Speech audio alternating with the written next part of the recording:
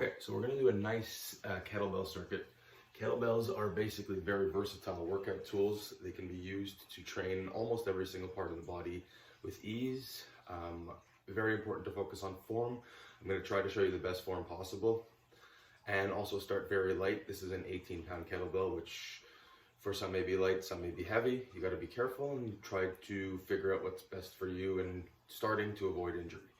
So we're gonna do a little bit of everything. It's gonna be a 7-exercise circuit. We'll see what we can get done here, and we'll tweak some things along the way. So we're gonna start with a goblet squat. What we like to do is put our feet shoulder length apart. And basically what we're gonna do is we're gonna take the kettlebell up here at our chest. And when we're doing a squat, you're looking to take major precaution with your legs to put your butt to the back wall when you're squatting down, like so. Keeping your back on this angle straight, not bending it. And then as you press up, you're gonna hip hinge forward. So we would do 10 like that, goblet squats. Nice and simple. This is working our legs and a little bit our arms just in holding the weight here. From there, we're gonna go to a kettlebell row. So you would go after 10 to that. I'll put a hand on the left knee, keep the back straight. And it's basically like you're starting a lawnmower. I know nobody really starts a lawnmower anymore, but you're holding the kettlebell down here and you're looking to pull it up here. It almost feels as if your shoulder blade is going to the middle, trying to touch your other shoulder blade. So you'll hold it here, back down, squeeze at the top, back down. So I would do 10 like this on one side, switch, same thing here, squeeze that at the top, down, squeeze that at the top, down. You would do 10 like that. Then I would go to something called the thruster, which is quite simple and it works shoulders, triceps, and legs. So you'll put the kettlebell like this and hold it here. Nice and simple. Get your legs back into that squat position. You'll squat down to the bottom, and then as you're going up, push up into the shoulder press. Bring back down, squat back down, squat up and push up into that shoulder press.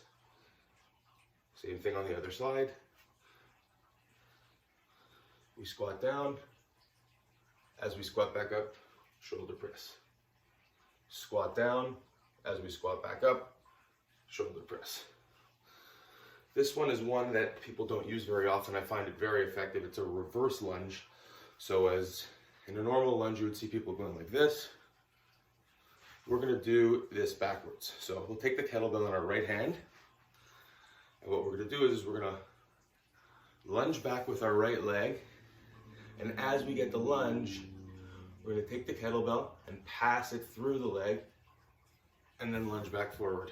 So you have it now in your left hand. You lunge back with your left leg, pass the kettlebell underneath to your right hand. Again, now it's in your right hand. Boom, 5 per side, nice and easy. It works coordination very well too. From here, I'll go to an overhead squat, which is get to that same position as the thruster.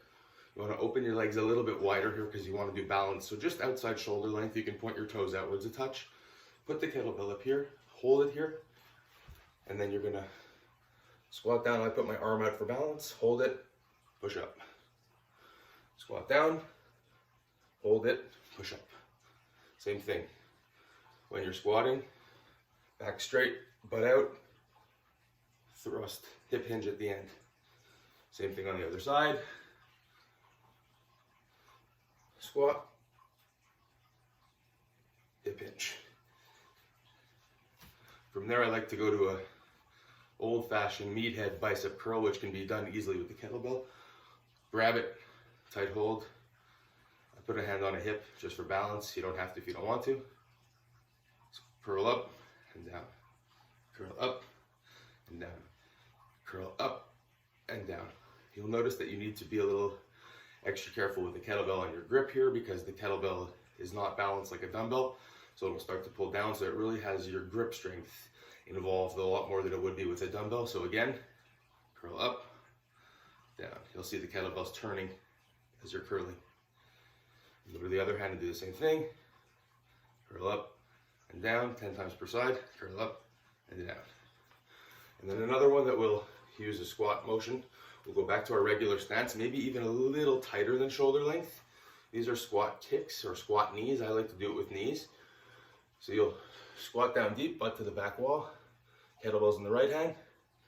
As you're squatting up, bring up the left knee. Squat down, bring up the left knee, squat down, bring up the left knee, squat down, bring up the left knee. 10 like that, switch to the other side. Same thing here. Squat down, hold, bring up the right knee. Squat down, hold, bring up the right knee. This will engage your core, it'll engage your legs, your quads, your hamstrings, your back, coordination and balance. This is called functional training with a kettlebell. These exercises are quite easy to do, but you'll notice when you're doing 10 on each side, basically they get tiring. So for conditioning, I'll do a circuit like this. So it's 7 exercises. And after we finish with that, I'll take usually a minute break, start again, do it 3 or 4 times, and that bangs out weight training and conditioning. You get some cardio in, you get some strength training in, all in one. It's a nice quick workout. Mark your time down, try and improve, and that's it. Good luck. Thank you.